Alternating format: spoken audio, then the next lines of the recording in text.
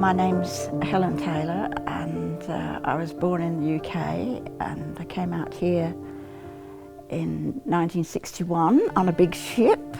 Well, my husband and I had been married for 2 months, and it was his idea to come to Australia, and I was always rather adventurous and loved travel. We came to live with my aunt and uncle, and they got him a job working on a farm. And then we moved up to Wongan Hills.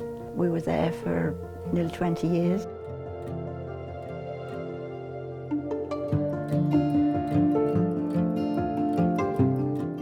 Well, my husband had always wanted to live on the coast, and our children were growing up. We'd borrowed a caravan from my uncle and auntie, and we were coming home, and we said we'd better clean it up because we had 3 kids and the dog in it.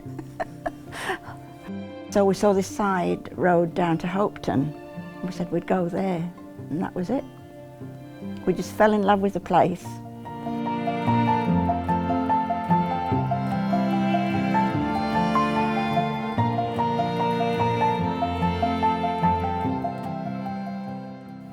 It was a small town. There was no motel, there was no telephone, there was no television, and there was only one bitumen road, and we were absolutely fascinated by the national park. I love everything there is on offer here. My interests are the choir and the bush and writing.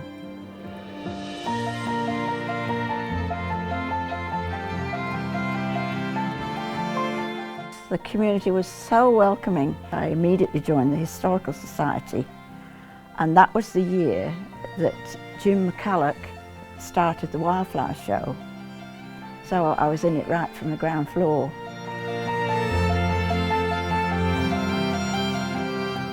The Wildflower Show is important to the region because it brings people in from the interstate, from all around Western Australia and from overseas. It's an economic thing too. These people bring new money in, and then the profits go to the Historical Society to run the museum. When you walk in the front door of the Wildflower Show, and just to see it, all the shelves, all neatly lined up, all the plants with their names and everything looking so clean and tidy, it's to know that you've had a part of it is really very satisfying.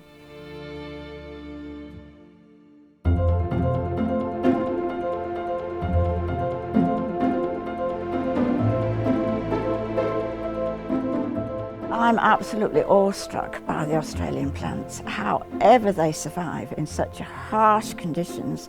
The soil is as dry as chips, and yet they keep on growing and they keep on flowering. I just don't know how they do it. I wanted to know about the birds and the flowers, and particularly the geology of the place.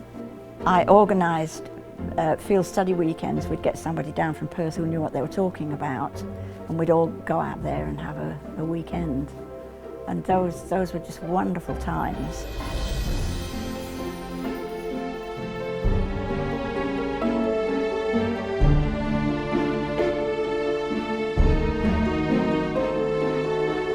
But you spend a lot of time in there, and you sit and you look, and you go with people who know what they're talking about, and you begin to understand what it's all about. It's just wonderful. It helps you understand what your place is in the scheme of things. You understand what everything is and how everything interacts, and how insignificant, I suppose, we are as people.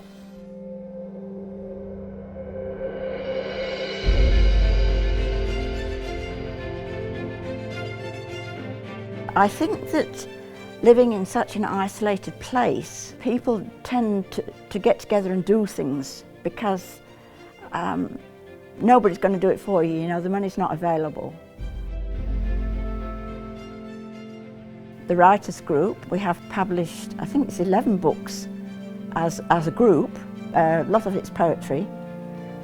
There are 3 of us who publish our own books. I've published five, I think it is. 1, 2, 3, yes, 5.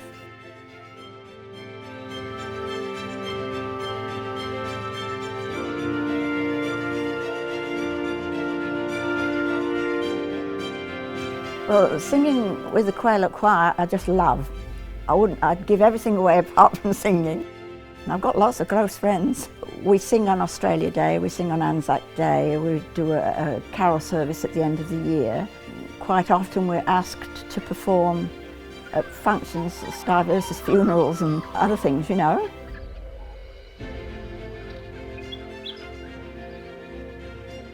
I've lived here for over 39 years and it's such a lovely community because people that have been here for a long time too, they know who I am, I know who they are, and there are all these faces around there that you know, even though they're not really your close friends. But we still greet each other on the street and have a little chat, and I think that's what a community is. Hopetoun is a place that I never want to leave because it has so much. It's got the beach and the ocean and the bush and the estuaries and the geology and the people.